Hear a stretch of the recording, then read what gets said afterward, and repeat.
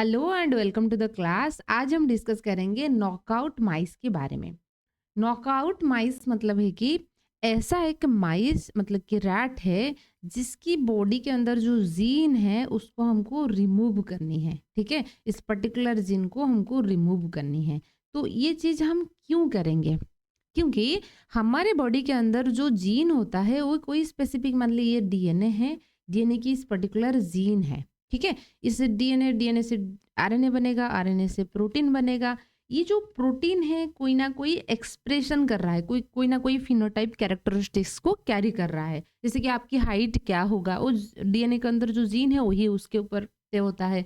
या तो मान लीजिए कॉर्ली हेयर है या स्ट्रेट हेयर है, बॉडी की कलर फेयर है या डार्क, या सारी चीज़ें जो होता है किसके लेवल में बात होता है ना, प्रोटीन के मतलब कि डीएनए से वो कैरेक्टर रहता है, वो एक्सप्रेस होगा प्रोटीन के लेवल में। जैसे मान लीजिए जैसे कोई किसी किसी का जो हेयर होता है ना मैगी नूडल जैसे कर्ली होता है, क्यों?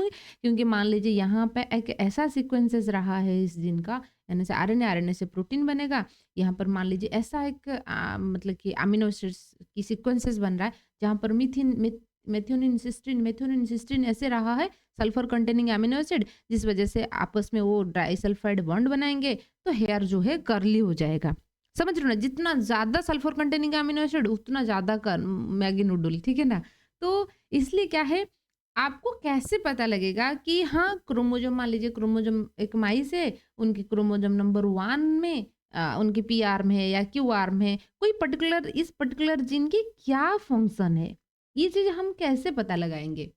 समझ रहे हो ना? कैसे हम बोल देंगे कि हाँ, इस पर्टिकुलर जीन की, क्योंकि आज हमारे पास बहुत सारे डाटा है एंड एक जीन की जब फंक्शन आपको पता लग जाएगा तो यहाँ पे म्यूटेशन होने से कौन सी डिजीज होने के चांसेस है, कैंसर हो सकता है, ठीक है ना? कौन सी चीज़, तो जब जीन की फंक्शन हमको पता लगेगा, वहाँ से हम निकाल सकते हैं कि म्यूटेशन होने से क्या हो रहा है। या तो यदि हेरेडिटरी डिजीज है, जैसे कि सिस्टिक फाइब्रोसिस जो हो गया, एक ऑटोसोमल हेरेडिटरी डिजीज है, ऑटोसोमल रिसेसिव है, एक जनरेशन से दूसरे जनरेशन को आने की चांसेस है, हालांकि स्किप भी हो सकता है। फिर भी यदि हमको कोई डोमिनेटेड जीन के बारे में पता लग जाएगा, नेक्स्ट जनरेशन को आने की चांसेस है, तो हम क्या कर सकते हैं, उनकी बच्चे की जो एम्ब्रियोनिक टाइम पीरियड में वहाँ पे बदलाव ला सकते हैं। तो जीन की फंक्शंस के बारे में पता होना एक ठीक है ना? तो चाहे तो ठीक है ना, हेल्थ केयर साइंस में हो या ठीक है ना, एक अच्छी बात है, तो हमको पता होना चाहिए। तो इस पर्टिकुलर जीन की फंक्शन हमको कब पता लगेगा? जब इस पर्टिकुलर जीन नहीं रहेगा, मान लीजिए ठीक है, उस पर्टिकुलर जीन नहीं रहेगा तो वहाँ से पर्टिकुलर फंक्शन नहीं होगा, तो वहाँ से हम पता लगेंगे हाँ, ये पर्टिकुलर जीन नहीं था इसलिए फंक्शन नहीं हुआ, इसका मतलब है कि जीन की फंक्शन वही है। क्लियर हुआ? सिंपल सी बात वही है। तो नॉकआउट माइस, तो हम पर्टिकुलरली माइस की रेस्पेक्ट में बात करेंगे, तो किसी भी एनिमल के रेस्पेक्ट में भी हो सकता है। नॉकआउट माइस को हम एक ऐसा माइस जिसको हमने जेनेटिकली इंजीनियर्ड किया है, यानी कि उनके डीएनए लेवल में हमने छेड़खानी किया है। हम जो चाहेंगे उनके अंदर जो पहले से था उसको रिमूव करेंगे, हम जो चाहेंगे वही चीज़ को डालेंगे। माइस इन व्हिच वन और मोर स्पेसिफिक जीन, तो माइस की एक एक और दो एक से ज़्यादा स्पेसिफिक जीन को हम रिमूव करेंगे या एक्सक्लूड करेंगे, जिसको हम नॉकआउट कहते हैं, बाय रिप्लेसिंग और डिस्टरप्टिंग द टारगेट जीन। तो वो चीज़ों को हम कैसे करेंगे देखिए, ठीक है? अच्छा, कोई भी चीज़ें को हमको ये चीज़ करना है तो उनकी एम्ब्रियोनिक टाइम पीरियड से हम बात करेंगे। मान लीजिए एक माइस है, तो स्पर्म फ्यूजन हुआ, वहाँ पे ज़ाइगोट बना, ठीक है? ज़ाइगोट बना, ज़ाइगोट में फिर क्लीवेज हो जाएगा, मोरूला, ब्लास्टूला स्टेज। तो ब्लास्टूला स्टेज के अंदर क्या होगा, हम एक सेल को निकाल देंगे, ठीक है? अच्छा, तो पहले हमको टारगेट जीन को ढूंढना है। समझ रहे हो ना? टारगेट जीन, आप क्रोमोसोम नंबर 1 की पी आर्म के ऊपर एक जीन है, तो उसको ढूंढ रहे हो। पहला चीज़ है कि आपको टारगेट जीन ढूंढना है। तो कहाँ से ढूंढना है? जो भी बदलाव आप करोगे, ऐसा नहीं कि कोई एडल्ट माइस के ऊपर करोगे, वहाँ पे करोगे तो एक ही सेल में बदलाव होगा, सारे सेल में तो नहीं हो पाएगा ना। अच्छा, तो इसलिए हम एम्ब्रियोनिक स्टेम सेल्स के ऊपर बात करेंगे। तो हमने ब्लास्टूला स्टेज से क्या किया, ये चीज़ किया, हमने अभी हमारे टारगेट जीन को ढूंढ लिया, लिया। उसके बाद हम क्या करेंगे देखिए, सबसे इम्पोर्टेंट चीज़ है, हम क्या करेंगे, हम एक रिकॉम्बिनेंट व्हीकल या प्लाज्मिड, रिकॉम्बिनेंट प्लाज्मिड एक बनाएंगे, व्हीकल बनाएंगे, वेक्टर बनाएंगे, जिसके अंदर क्या होता है ना, हमने एक ऐसा जीन डाला है, स्पेसिफिकली ये एंटीबायोटिक रेजिस्टेंस जीन होता है, एंटीबायोटिक रेजिस्टेंस जीन होता है, ठीक है ना, एंटीबायोटिक रेजिस्टेंस जीन होता है। तो और ये क्या करेगा ना, होमोलोगस रिकॉम्बिनेशन शो करेगा। पहले मैं आपको बता देती हूँ व्हाट इज होमोलोगस रिकॉम्बिनेशंस। होमोलोगस रिकॉम्बिनेशंस ये होता है, मान लीजिए यहाँ पे कैपिटल ए है, यहाँ पे स्मॉल ए है, यहाँ पे स्मॉल बी है, यहाँ पे कैपिटल बी है। तो यहाँ पे मान लीजिए ये हाइट के लिए रिस्पॉन्सिबल जीन है, ठीक है। वो टॉल के लिए है, ये ड्वार्फ के लिए है, लेकिन है किसके लिए, हाइट के लिए है ना।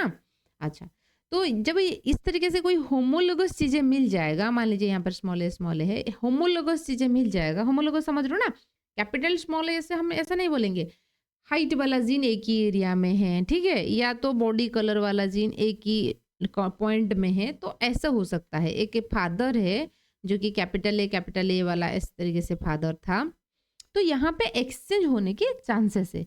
तो अब ये जो है यहाँ पे आ सकता है, ये मदर है जैसे स्मॉल ए था, तो अब क्या होगा, ऐसे कि कैपिटल ए वाला रहेगा, ठीक है। तो कैपिटल ए स्मॉल ए ये कंडीशंस भी हो सकता है, कैपिटल ए कंडीशन हो सकता है, स्मॉल ए, ठीक है ना। इस तरीके से आपस में एक्सचेंज हो सकता है, क्योंकि ये है दोनों क्या ना, हाइट के लिए रिस्पॉन्सिबल जीन है। टॉल है, ड्वार्फ है, कोई मतलब नहीं है, लेकिन है जीन किसके लिए, हाइट के लिए है। या बॉडी कलर हो गया, बॉडी कलर को वो मायना करता है, फेयर है, डार्क है, उससे कोई मतलब नहीं है। तो इसलिए हम क्या करेंगे, हम एक ऐसा वेक्टर के अंदर एक ऐसा जीन डालेंगे that must be homologous to particular segment. तो जब उसके साथ वो होमोलोगस होगा तो ये एक्सचेंज कर लेगा। होमोलोगस साइट पे स्पेसिफिक रिकॉम्बिनेशंस पे होता है, स्पेसिफिकली नॉकआउट माइस के लिए हम होमोलोगस रिकॉम्बिनेशन टेक्निक को यूज करते हैं। तो अब क्या होगा, आपने ये चीज डाला, अब ये चीज आपको मिलेगा, ठीक है, आपको ऐसा मिलेगा और इस तरीके से मिलेगा ऐसे। तो जो टारगेट चीजें था, ठीक है, ये था, और यहीं पे ये आ जाएगा। क्लियर हुआ। अब आपके पास एक है ना, आप इसको काइमेरिक डीएनए बोल सकते हो, क्योंकि ये अपनी ओरिजिनल डीएनए नहीं है, उसमें कुछ आपने जो चाह रहे थे वही आ गया। मैंने यहाँ पे एंटीबायोटिक रेजिस्टेंस क्यों लिखा, क्योंकि एंटीबायोटिक रेजिस्टेंस जीन जो होता है ना, एक मार्कर जैसे होता है, ठीक है। मान लीजिए आपने यहाँ पर नियोमाइसिन को डाला है, एक एंटीबायोटिक रेजिस्टेंस जीन, आपने इस माइस को नियोमाइसिन जब एंटीबायोटिक्स दे दोगे ना, उनका डेथ नहीं होगा, क्योंकि ये तो जेनेटिक लेवल में काम हो रहा है, डीएनए लेवल में काम हो रहा है। हमको कैसे, हमको तो दिखाई नहीं देगा ना क्या चल रहा है, इंसर्ट हुआ है या नहीं है। तो आपकी जो टारगेट जिनमें एक्सचेंज हुआ है या नहीं है, वो चीज़ को हम कैसे पता लगाएंगे। तो इसलिए जो जीन हमने डाला वो एक एंटीबायोटिक रेजिस्टेंस जीन हो सकता है, या कोई भी मार्कर जीन हो सकता है, जहां से हमको पता लगेगा हाँ, तो एंटीबायोटिक देने के बावजूद भी उनका डेथ हो रहा नहीं हो रहा है, इसका मतलब है कि वो पर्टिकुलर जीन उनकी बॉडी में है। क्लियर हुआ। अच्छा, तो नहीं, अब आपके पास एक काइमेरिक डीएनए हो गया, तो इसको आप क्या करोगे, वही ब्लास्टोलास्ट स्टेज में यहाँ पे जो लाए थे इसके अंदर डालोगे, ठीक है। तो अब क्या होगा, कुछ नॉर्मल अपनी जीन वाला तो था, ठीक है ना, जिन वाला था, अब ये वाला भी आ गया। और ब्लास्टोला स्टेज वो अर्ली एम्ब्रियोनिक स्टेज होता है, वहीं पे तो सेल डिवाइड करेगा और डिवाइड करेगा, पूरा का पूरा बॉडी बनेगा। एक जो माइस बनेगा, ये माइस को हम अभी काइमेरा बोलेंगे। क्यों, क्योंकि मान लीजिए 8 सेल स्टेज में आपने लिया था या 16 सेल स्टेज में आपने लिया था, आपने एक सेल में बदलाव किया और उसको फिर चेंजेस किया, ये चीज़ डाला। 4-5 सेल तो ऐसे रहेंगे जिसके अंदर वो इंसर्ट नहीं होगा, सारे सेल में तो आपने इंसर्ट नहीं किया है। तो कुछ नॉर्मल सा जीन भी रहेगा और कुछ ऐसे काइमेरा।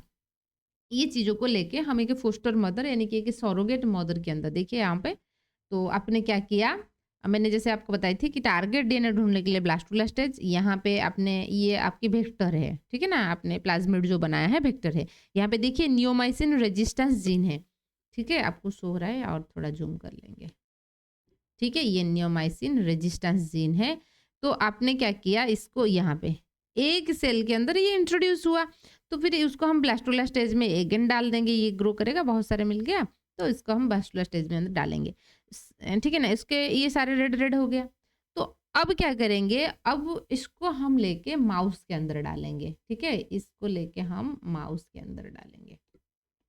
माउस में देखिए ठीक है। अच्छा, माउस के अंदर जब आपने डालोगे, क्या हुआ, माउस के अंदर अपने ये चीज़ों को जब डालोगे,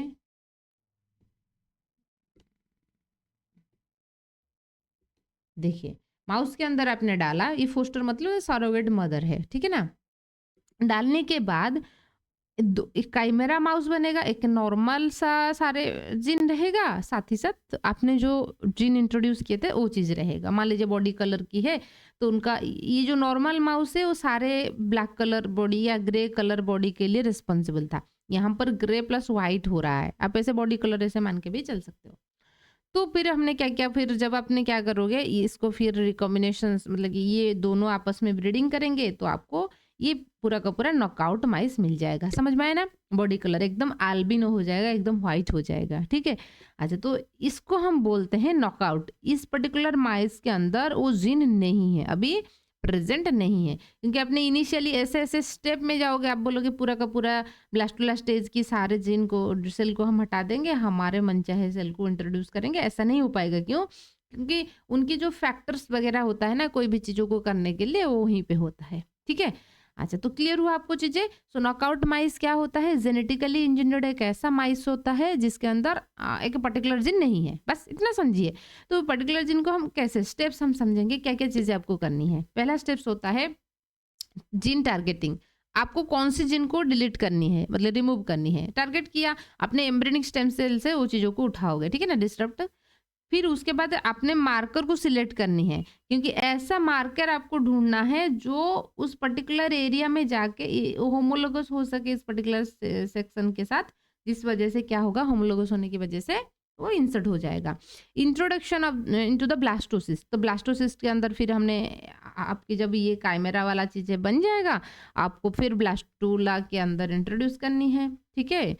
introduce and a modified embryonic stem cell into mouse blastocyst which is then implanted to the surrogate mothers। फिर हमने इसको ब्लास्टोला के अंदर इंट्रोड्यूस किया, फिर सरोगेसी मदर को हमने ढूंढा, उसके अंदर इंट्रोड्यूस किया। तो अब जो है रिजल्टिंग ऑफस्प्रिंग सारे chimeric mice both normal and knockout cell उसके अंदर रहेगा, क्योंकि हमने देखा स्किन कलर वाले जीन के बारे में हम बात किए थे, तो ग्रे कलर भी हो रहा है एंड व्हाइट कलर भी हो रहा है। Chimera mice are breed to produce mice homozygous for the knockout gene. तो वो जब आपस में रिप्रोड्यूस करेंगे, एक काइमेरा माउस जिसके अंदर नॉर्मल जीन भी है एंड नॉकआउट जीन भी था, एंड ये नॉर्मल था, उनकी नॉर्मल सा बच्चा, नॉर्मल बच्चा तो ऐसे पैदा कर लेगा, है ना। जो सरोगेसी मदर है, आपने छेड़खानी नहीं करोगे तो नॉर्मल बच्चा ही तो पैदा होगा। तो अब जो होगा ये नॉकआउट माइस बन गया। तो नॉकआउट माइस की जो मेन एप्लीकेशन है किसके लिए है, हम रिसर्च करेंगे ये पर्टिकुलर जीन की फंक्शन क्या है, स्टडी जेनेटिक डिसऑर्डर। अच्छा, उस जीन ना रहने से कौन सी डिजीज होता है, जैसे सिस्टिक फाइब्रोसिस, हम अच्छे से डिटेल्स देखेंगे सिस्टिक फाइब्रोसिस के बारे में। कैंसर पर्टिकुलर कौन सी जीन म्यूटेशन होने की वजह से या P53 की म्यूटेशन होने की वजह से कैसे होता है। ड्रग डेवलपमेंट, कोई ड्रग की एफिशिएंसी क्या है, क्या कितना फंक्शन कर रहा है, कोई जीन के ऊपर कितना असर है, सारे की चीज़ें हम देखेंगे। Gene role in metabolic pathway, कोई भी जैसे ग्लूकोज से ग्लूकोज 6 फॉस्फेट हो रहा है, यहाँ पे हेक्सोकाइनेज एंजाइम है। यदि आपने हेक्सोकाइनेज एंजाइम्स मतलब है कि कोई डीएनए आरएनए से या प्रोटीन से बने होंगे, डीएनए से आरएनए, आरएनए से प्रोटीन से बने होंगे। तो हेक्सोकाइनेज नहीं है तो ग्लाइकोलाइसिस क्या हो पा रहा है या नहीं, कोई मेटाबॉलिक पाथवे को समझने के लिए बिहेवियरल स्टडी, एक पर्टिकुलर जीन ना रहने से ऑर्गेनिजम्स की बिहेवियर में क्या इम्पैक्ट डालता है, ये सारे चीज़ें के बारे में हम देखेंगे। एडवांटेजेस वही है, allow precise analysis of their role, particular gene की पर्टिकुलर फंक्शन क्या है वो हमको पता लगता है। फिर हम देखेंगे लिमिटेशन क्या है, एम्ब्रियोनिक लिथैलिटी होने के चांसेस है, जब अपने वो सारी चीज़ें कर रहे होंगे तो डेथ होने की भी प्रोबेबिलिटी है। कॉम्पेंसेटरी अदर जीन में compensate for the loss of the targeted gene, ये भी होता है एक चीज़ें। एक्चुअली क्या है ना, एम्ब्रियोनिक स्टेम सेल्स के टाइम पे, एम्ब्रियोनिक स्टेम सेल समझ रहे हो ना, 2 सेल, मतलब जाइगोट तो एक सेल है, 2 क्लेवेज होगा, 2 होगा, फिर 4 होगा, 8 होगा, फिर 16 होगा, समझ रहे हो ना। यदि मान लीजिए यहाँ से हमने एक सेल को रिमूव किया, रिमूव करने के बाद फिर हमने क्या किया ना, यहाँ पे जो रिकॉम्बिनेंट चीज़ों को डाल रहे थे अपनी प्लाज्मिड डाल के, बॉडी के पास कैपेसिटी है, मान लीजिए एक सेल को आपने रिमूव किया, बॉडी क्या करेगा, उस पर्टिकुलर सेल को बनाएगा, ठीक है ना। आपने इसके बारे में पढ़ा होगा, जो मोनोजाइगोटिक ट्विंस होता है, क्या होता है मोनोजाइगोटिक, एग्जैक्टली 2 बेटा होंगे या तो 2 बेटी होंगे, मतलब सेम सेक्स की होंगे। तो क्या होता है ना, मान लीजिए ये 8 सेल स्टेज से एक सेल अलग हो गया, तो ये 7 सेल एक एक के पास रहेगा एक सेल, ये पूरा का पूरा बॉडी बना लेगा, ये भी पूरा का पूरा बॉडी बनाएगा। तो पर्टिकुलर ये जो इनिशियल स्टेप में क्या होता है ना, एक सेल को आप जब रिमूव करोगे, जो नियर बाई सेल होते हैं वो उसको कॉम्पेंसेट कर लेंगे, वो और एक सेल उसके जैसे बना लेंगे। ऐसा नहीं है कि किडनी नहीं बनेगा, एक सेल को आपने रिमूव किया, किडनी नहीं बनेगा, है ना? इनिशियल स्टेप में होता है, लेकिन लेटर स्टेज में जब सेल डिटरमाइंड हो जाता है, उसके बाद मान लीजिए आपने एक ऐसा सेल को रिमूव किया जो कि किडनी बनाना था या हार्ट बनाने वाला था, तो हार्ट नहीं बनेगा। तो कंपेंसेशन होने के भी चांसेस है, क्योंकि हमने अर्ली स्टेज में जब वो रिमूव करेंगे तो बहुत सारे चैलेंजेस आएगा। ऐसा नहीं कि जो चीज़ आप कर रहे हो ये आसानी से हो जाएगा, ठीक है? स्पेसिफिक इफेक्ट भी आपको देखने को मिलेगा। तो P53 नॉकआउट माइस हमने बनाया है आज, ठीक है ना? कैंसर की स्टडी करने के लिए CFTR को, है ना, जो क्लोराइड जो है ना CFTR जीन होता है, आप नॉकआउट माइस अल्जाइमर डिजीज के लिए, है ना, आप जीन को हमने नॉकआउट किया है। तो ये सारे जो है नॉकआउट माइस की एग्जाम्पल है, तो आप इस तरीके से लिख सकते हो, ठीक है?